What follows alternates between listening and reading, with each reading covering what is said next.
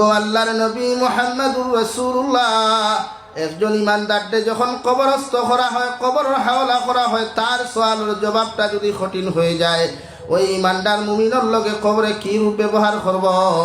আল্লাহর নবী বলেন, তোমার আমার কবরের মধ্যে যখন সওয়ালের আনসার কোনো মুসলমানে দিতে পারতো না রে ভাই, কবরের ডান আর বাম সাইডে আপনার আমার এমন জুতেতে চাপা মারব, ডান সাইডের হাড্ডি গুলা বাম সাইডে যাইব, বাম সাইডের হাড্ডি গুলা ভাঙ্গিয়া বাম সাইডে যাইব।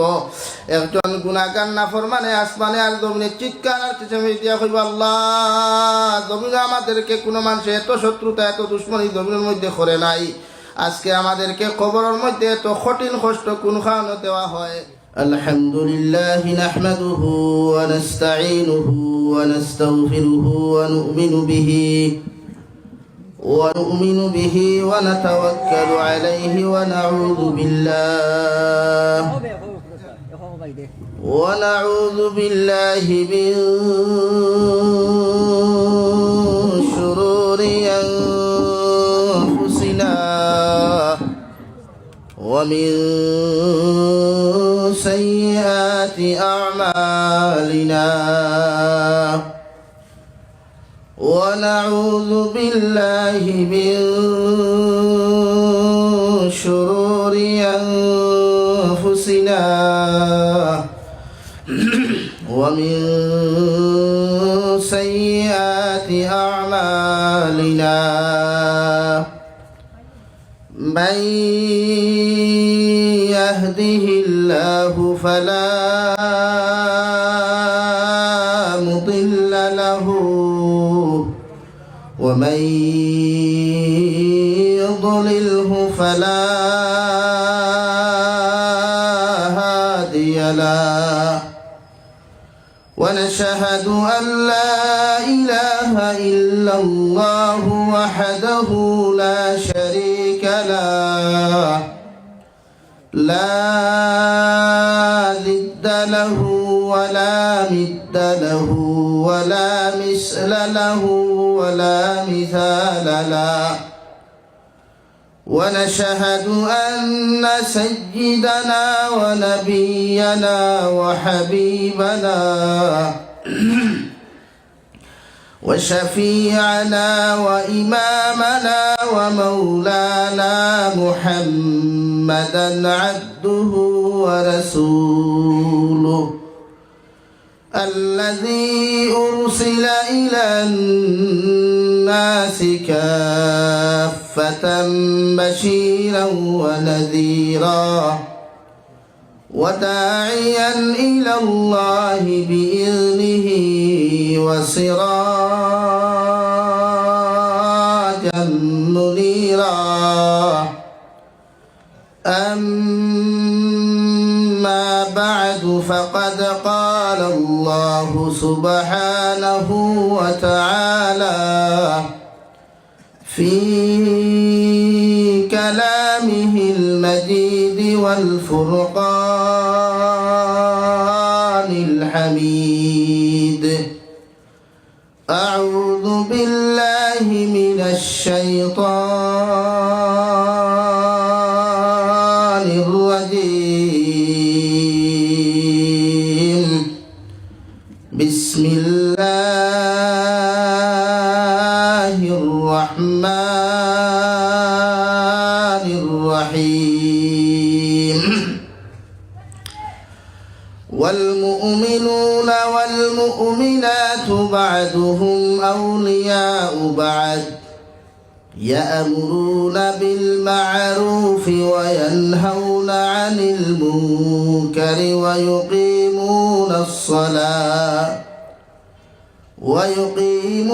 الصلاة ويؤتون الزكاة ويطيعون الله ورسوله وقال الله تعالى في مقام آخر وعباد الرحمن الذين يمشون على الأرض هونا وإذا خاطبهم الجاهلون قالوا سلاما صدق الله مولانا العظيم.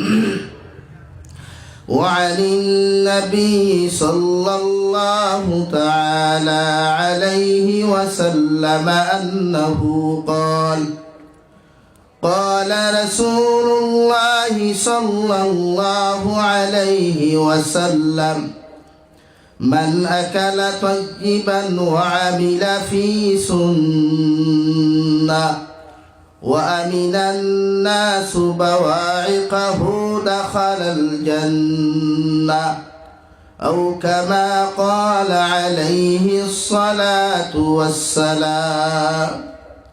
وقال الله تعالى في شان حبيبه ومحبوبه ومعشوقه مخبرا وآمرا: إن الله وملائكته يصلون على النبي يا أيها الذين آمنوا صلوا عليه وسلموا تسليما. اللهم صل على سيدنا مولانا محمد وعلى آل سيدنا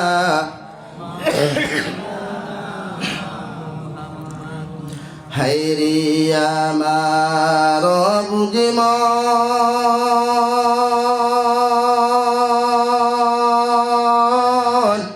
আর দিও না যন্ত্রণা, ডানা যদি হইত আমরা উড়িয়া যাইতাম মদিনা। আল্লাহুম্মা সাল্লি আলা সাইয়্যিদিনা মাওলানা মুহাম্মদ ওয়া আলা আলি সাইয়্যিদিনা মাওলানা মুহাম্মদ। লা ইলাহা ইল্লাল্লাহ লা ইলাহা ইল্লাল্লাহ লা ইলাহা ইল্লাল্লাহ।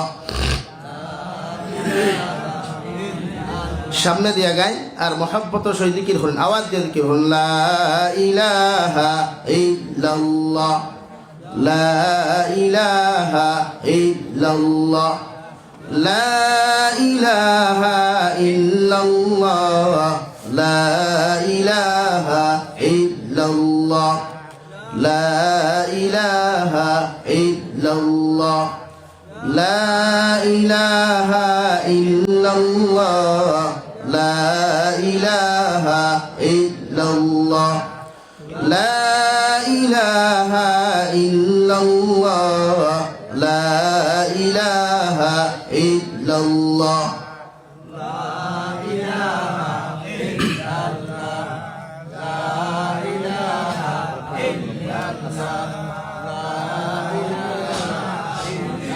আপনারা গলাত হবত নাই না হাট হবত নাই বুঝা যান না কিচ্ছু। এই জমিনের বাত শক্তি আছে নি ভাই, আছে নি? তো এই যে তো মুদ্রা দেখিয়ে দিতরা বুঝা যাক মানে 3 কি উপাস আপনারা অথচ 11টা গাড়ি উঠিছে ওই থামিয়া অন্য 1 দেশ টিয়া সাফ স্টেজ উঠিয়া এর বাদও আলহামদুলিল্লাহ আস্তা রাত যদি হইন মারতাম এই পর্যন্ত আল্লাহ আমরা বল দিস। আপনারা তোরা হবত করিয়া দিকে হন লা ইলাহা ইল্লাল্লাহ লা ইলাহা ইল্লাল্লাহ লা ইলাহা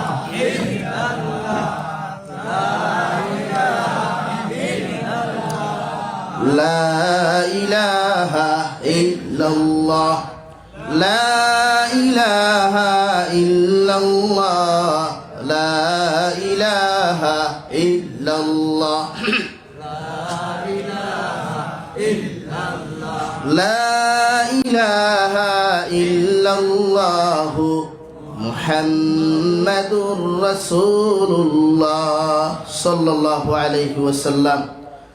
সম্মানিত আজকের জলসার মুহতারাম সভাপতি সাহেব, হযরত উলামায়ে কেরাম, মুরব্বিয়ান ইজাম, সমবয়সী যুবক তরুণ বন্ধুরা, মাইকের স্পষ্ট আওয়াজ যতদূর গিয়া ফৌসের ভিতরে বসা শ্রদ্ধেয়া সম্মানিতা পর্দানিসীন মা ও বোনেরা, আসসালামু আলাইকুম ওয়া রাহমাতুল্লাহি তাআলা ওয়া বারাকাতুহু।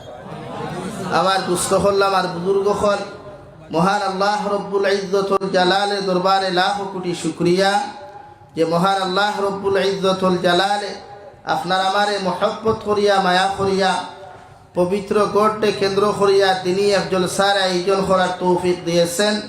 সেই মাহফিলের ভিতরে আমাদেরকে উপস্থিত করে তিনি কথাগুলা বলা, আপনাদেরকে শ্রবণ করার তৌফিক দিয়েছেন। আমরা আমাদের আল্লাহ রব্বুল ইজ্জতুল জালালের দরবারে ইমানদার হিসাবে, মুসলমান হিসাবে ইমানের আওয়াজকে উঁচু করে একবার শুকরিয়া আদায় করি, আলহামদুলিল্লাহ। আমার দুস্থ হল, আমার বুজুর্গ হল, আলোচনা অনেক হয়েছে। শেষ অধিবেশন হিসাবে আমি গুনাহগারদের দেব হইছে। আমরা এখানে যারাই বসে আছি সারা ইমানদার মুমিন মুসলমান।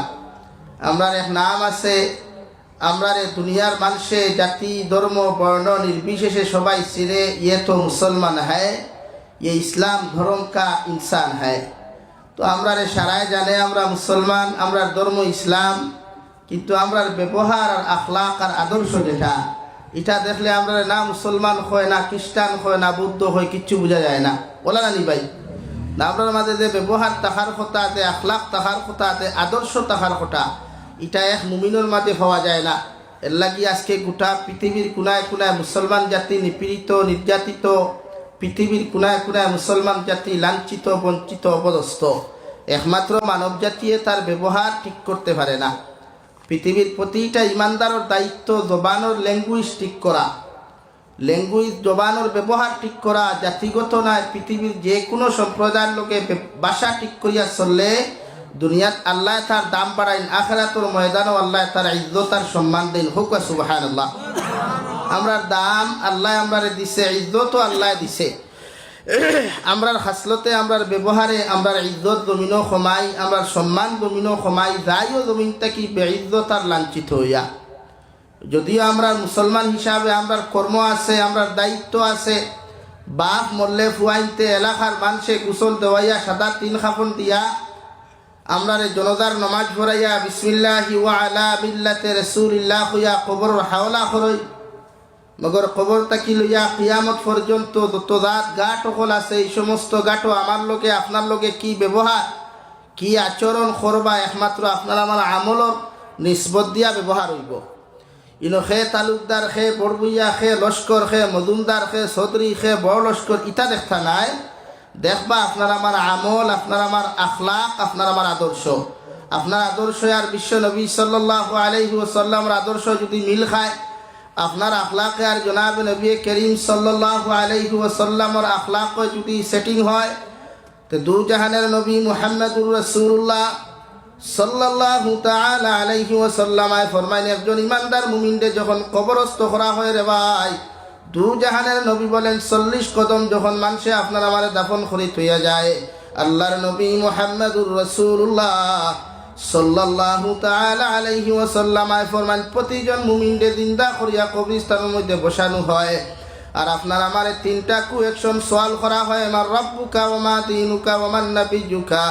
এই তিন সওয়ালের আনসার, তিন সওয়ালের জবাব যত মুসলমানের সঠিক আর সুন্দরভাবে কবরের মধ্যে দেওয়া দিতে পারব, আল্লাহর নবী বলেন কবর তাকি লইয়া কিয়ামত পর্যন্ত যত গাট হল আছে রে ভাই, সমস্ত গাঠর মধ্যে আল্লাহ আপনার আমার দয়ার মায়া করুন। সুবহানাল্লাহ। সাহাবায়ে কেরাম রিদওয়ানুল্লাহি তাআলা আলাইহিম আজমাইন যখন আরাফুন ইয়া রাসূলুল্লাহ, ওগো আল্লাহর নবী মুহাম্মদুর রাসূলুল্লাহ, একজন ইমানদারকে যখন কবরস্থ করা হয়, কবরের হাওলা করা হয়, তার সওয়ালের জবাবটা যদি কঠিন হয়ে যায়, ওই ইমানদার মুমিনের লগে কবরে কি রূপ ব্যবহার করব? আল্লাহর নবী বলেন, তোমার আমার কবরের মধ্যে যখন সওয়াল আর আনসার কোনো মুসলমানে দিতে পারতো না রে ভাই, কবরের ডান আর বাম সাইডে আপনার আমার এমন জুতে চাপা মারবো, ডান সাইডের হাড্ডি গুলা বাম সাইডে যাইব, বাম সাইডের হাড্ডি গুলা ভাঙ্গিয়া বাম সাইডে যাইব। একজন গুনাহগার নাফরমানে আসমানে আর জমিনে চিৎকার আর চেঁচামেচি দিয়া কইব, আল্লাহ জমিনে আমাদেরকে কোনো মানুষ এত শত্রুতা এত দুশ্মনী জমিনের মধ্যে করে নাই, আজকে আমাদেরকে কবরের মধ্যে এত কঠিন কষ্ট কোন খাওয়ানো দেওয়া হয়। আল্লাহর নবী বলেন, জাহান্নাম তাকিয়া দখদখা আগুনের মতো আংটার মতো লাল পাথর দিয়া গুনাহগারের মুখের মধ্যে চাপা মারা হয়, যাহাতে কিয়ামত পর্যন্ত বান্দা চিৎকার চেঁচামেচি করতে না পারে। আলহামদুলিল্লাহ। অন্য রাবাইত নবী যে ফরমাই, যারা নমাজি থাকে 5 ওয়াক্তের আমলি পাবন্দি নমাজি থাকে, এরারে কবর সওয়াল করার লগে লগে কবরস্থান থেকে আপনি জবাব দিবা, সওয়ালের জবাব দিবা, ও রহমতের ফরিস্তা হল খৌসাই আসরের নমাজের সময় হয়ে গেছে নি, সূর্য দেখিয়া ডুবি যার আসর রহ কোজা হয়ে যা, দয়া করিয়া এখন মুসল্লা দেখুয়া আমি নমাজ পড়তাম। হোক সুবহানাল্লাহ, আর দূরে করি হই সুবহানাল্লাহ। এখন আপনি হুকুয়া চাই, যদি এক কবরস্থানও মানুষে নমাজের কথা হয়, ফরিস্তার এই মানুষের লোকে আল্লাহর ব্যবহার কিলা হইব? আরামদায়ক হইব না কষ্টদায়ক? বলেন আরামদায়ক। আপনার বাড়ির যখন কুটুম আই, মেহমান আই, মেহমানরা তো মশা দেখলেও তো বোঝা যায় না, ই মশায় মায়া কতখান পাইতো আর ই মশায় কতখান পাইতো। সেও যদি আপনার টপ 20 টাকি বিস্কুটেকু লইয়া আনতে থান লগে এক মেহমানদারি মাথলা নানি ভাই, আর সেও যদি দামি 2 জাত 3 জাত মিষ্টি লইয়া আইন তে থান লগে আরেক জাত মেহমানদারি। কারণ মশায় বুঝাইব ই সাবর লগে আমার মেহমানদারি কতখান হইত। আর দিন খালি আইবা এনর লগে লাল চা আর খাইয়া বা তখন বালা করি তেল দি পিঁয়াজ দিবা দিয়া বিস্কুটের বদলা ওলা নানি ভাই, ওলা খরণ নি আপনারা? হ্যাঁ, তো মাঝে মাঝে আপনারা জুয়ে খালি অনবরত হইতা বুধ হইয়া, এতে বুঝা যার ইরানি পূর্ব ইরানি নিকা ইনোর মানুষ ওলা মেহমানদারি খরণ নেই।